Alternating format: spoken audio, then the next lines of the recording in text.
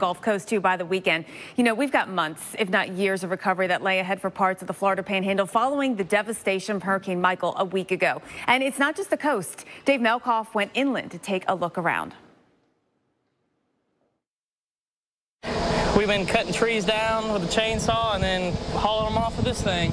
Newlyweds Chad and Alyssa Collier aren't wasting any time helping out with little resources. We're just trying to get things out of the way to try to get it back to as normal as possible. I married a year ago. Well, yeah, it'll be a year in November. So We'll be celebrating our year doing the same thing we're doing today. Hopefully with power by then. The couple lives in Youngstown, Florida, about 20 miles inland from Panama City. But despite not being on the coast, the damage here from Hurricane Michael is extensive. The Colliers made the last-minute decision not to ride it out, and they're glad they did. We were watching the news and we saw that the storm was changing into a 4 and maybe a 5, so then we decided it's too bad for us to stay and we don't want to take the risk. Everybody we've talked to, they regret it and said it's the worst decision they ever made and they'll never do it again.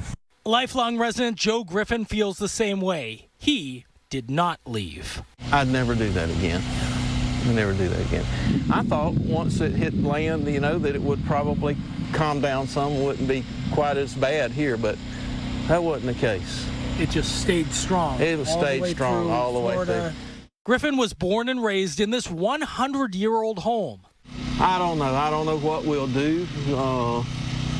It's going to take a lot of adjustment, I guess, you know. This place, it'll never be the same. And neither will the extensive tree canopy. One thing that's shocking is the widespread nature to this destruction. This row of pine trees here extends 12 miles back that way. You can also see the uniformity to all of this.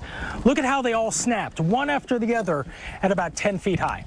Griffin works in the timber industry, and for him and his neighbors, the loss of these trees is going to hurt.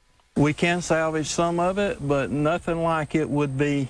It's going to have to be at a drastically reduced price because it's going to be so labor intense to harvest it now. Still, both the Colliers and the Griffins plan to stay put here in Youngstown. It was just a perfect place to live, perfect place to raise children. All my grandchildren are here, and they can go and do. It's just kind of a unique place.